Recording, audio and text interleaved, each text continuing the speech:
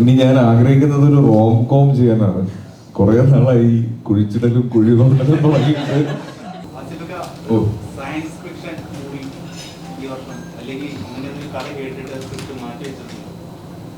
Science fiction ഇല്ല. ഇനി ഞാൻ ആഗ്രഹിക്കുന്നത് ഒരു റോം കോം ചെയ്യാനാണ്.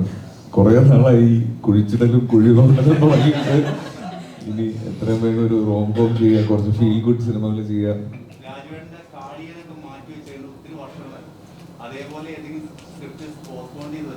ഇല്ല, ഞാൻ എൻ്റെ പോസ്റ്റ്പോണ്ട് ആയിരിക്കുന്ന ഒരു സിനിമയേ ഉള്ളൂ. അത് ടിക്കറ്റൊക്കെയാണ്. ഞാനും എന്നെ അറിയാവുന്നവരും എല്ലാം വളരെ എക്സൈറ്റഡ് ആയിട്ട് വെയിറ്റ് ചെയ്യുന്ന ഒരു സ്ക്രിപ്റ്റാണ്. ഫിസിക്കൽ ഇഞ്ചുറി ഉണ്ടായിരുന്നു, അത് റിക്കവർ ആയാൽ ഇമ്മീഡിയറ്റ് ഷൂട്ട് സ്റ്റാർട്ട് ചെയ്യും. അത് മാറ്റി വെച്ചിട്ടില്ല, അത് അങ്ങനെ തന്നെ ഉണ്ട്. Very soon.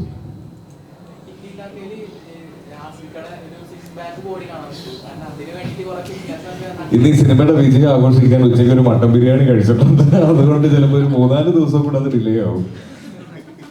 ഈ സിനിമയിൽ എടുത്ത് പറയേണ്ട 2-3 ആളുകളുണ്ട്. പക്ഷെ അവരുടെ കാര്യങ്ങൾ, ക്യാരക്ടേഴ്സിന്റെ ഇമ്പോർട്ടൻസ് മാനിച്ച് പറയുന്നില്ല. എങ്കിലും സെറിൻ, ഉണ്ണി,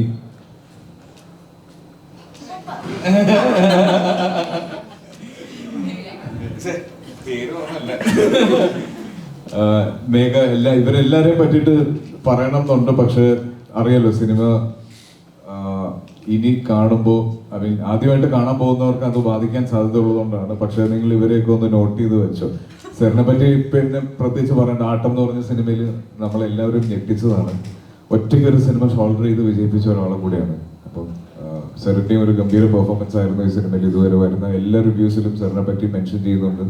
അതുപോലെ തന്നെ ഉണ്ണിയും മേഘയും. മേഘ പ്രത്യേകിച്ച് ആദ്യത്തെ കാലഘട്ടം വളരെ ബ്രില്യൻ്റ് ആയിട്ട് ചെയ്തു എന്ന് എല്ലാവരും പറയുന്നു. കൺഗ്രാറ്റുലേഷൻസ്. ഭാമ മറന്നതല്ല കേട്ടോ. പിന്നെ എടുത്തു പറയേണ്ടത് സിനിമറ്റോഗ്രാഫർ അല്ലേ. ക്യാമറ കൈപിടിച്ച് നിൽക്കുന്ന നിങ്ങൾ എല്ലാവരും അദ്ദേഹത്തിനെ പറ്റി കേൾക്കാൻ ആഗ്രഹിക്കുന്നുണ്ടെന്നറിയാം.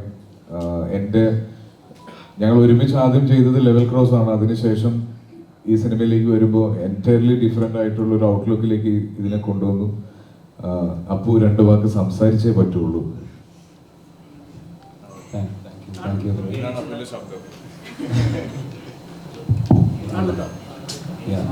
എനിക്ക് ആദ്യം താങ്ക്സ് പറയേണ്ട ജോഫിനോടാണ്. കാരണം കമേഴ്ഷ്യൽ സിനിമയിൽ എനിക്ക് മലയാള കമേഴ്ഷ്യൽ സിനിമയിൽ അധികം എക്സ്പീരിയൻസ് ഇല്ലാണ്ട് തന്നെ എന്നെ ഇങ്ങനത്തെ ഒരു വലിയ പടത്തിൽ വിളിച്ചു. First of all thank you Jofin. പിന്നെ കൂടെ നിന്ന ആർട്ട് ഡയറക്ടർ ഷാജി നടുവിൽ. അതായത് ഇത്രയും നമുക്ക് പഴയ കാലഘട്ടമുണ്ട്, പുതിയ കാലഘട്ടമുണ്ട്. ഈ 60 ദിവസത്തിനുള്ള 90 ലൊക്കേഷനാണ് ഞങ്ങൾ കവർ ചെയ്തത്. അപ്പം ഓരോ ലൊക്കേഷൻ ഷൂട്ട് ചെയ്യുമ്പോൾ 2 ലൊക്കേഷൻ പ്രെപ്പ് ഓൾറെഡി നടന്നുകൊണ്ടിരിക്കുന്നുണ്ട്. അപ്പം അവരുടെ whole team, I would like to thank them. പിന്നെ ഞങ്ങളുടെ ചീഫ് അസോസിയേറ്റ് ഡയറക്ടർ, ക്രിയേറ്റീവ് ഡയറക്ടറായിട്ടുള്ള ബേബി പണിക്കർ. പുള്ളിയായിരുന്നു ഒരു ഡയറക്ടോറിയൽ ടീമിൻ്റെ ഒരു നെടുന്തൂണായി നിന്ന ഒരു മനുഷ്യൻ. അതെ. അതേപോലെ കളറിസ്റ്റ് ലിജു പ്രഭാകർ.